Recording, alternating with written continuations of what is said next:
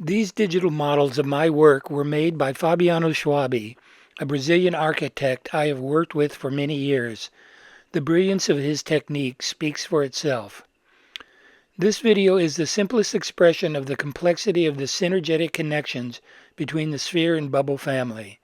Synergy implies two things: thinking in whole systems and finding the interconnectedness among the essential parts of fundamental structure. Order radiates in all directions from an all-purpose center of everything. Sharing this center are two skeletons of these job description families. The 4 white circles construct the 14-sided VE, vector equilibrium. The 6 red circles construct the 32-sided icosahedron. The white circle has a radius of 6 bb.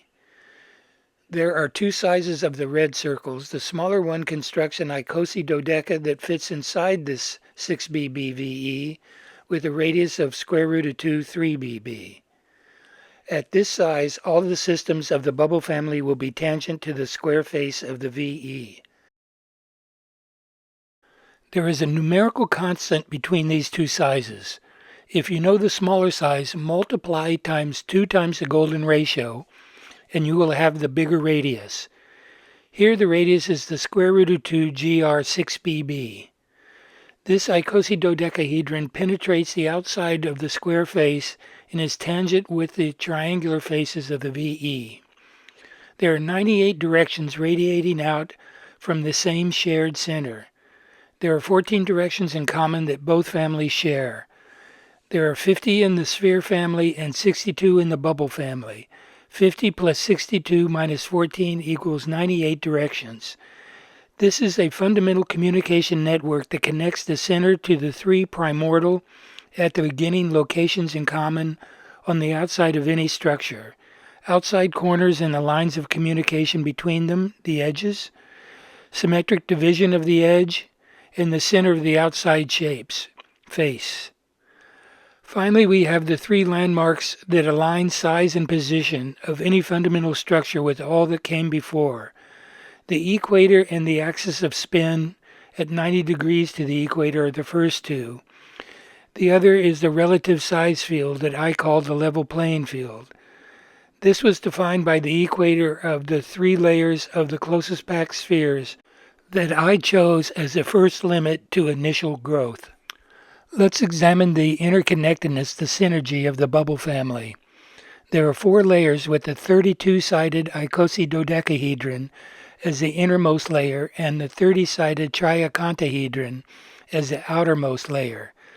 The icosahedron and the dodecahedron interpenetrate each other in the middle layer to reinforce the structural integrity of the weak points of the inside-outside layers. This is a clear example of nature's do more by using less construction.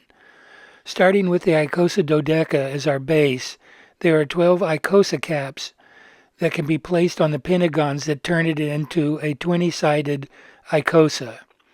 Or you can place 20 dodecacaps on the triangles and construct a 12-sided dodeca. The combination of the icosa and dodeca interpenetrating each other define the long and short axes of the 30 bubble diamonds that construct the outside layer of the triaconta. The edge of the icosa is the same measurement as the long axis of the bubble diamond. The edge of the dodeca is the same as the short axis of the bubble diamond. These are constants that are always true. If you know one measurement, you know them all. This is the minimum definition of a self-organizing building pattern. These systems remember their interconnectedness. So the shapes of the bubble family have a structural memory of how they interconnect with each other. The edges of the shapes of the icosahedron are half of the long axis of the bubble diamonds of the triaconta, which is also the edge of the icosa. The short axis of the triaconta is the edge of the dodeca. Self-organizing building patterns are the key to understanding how to build like nature. Do more, use less.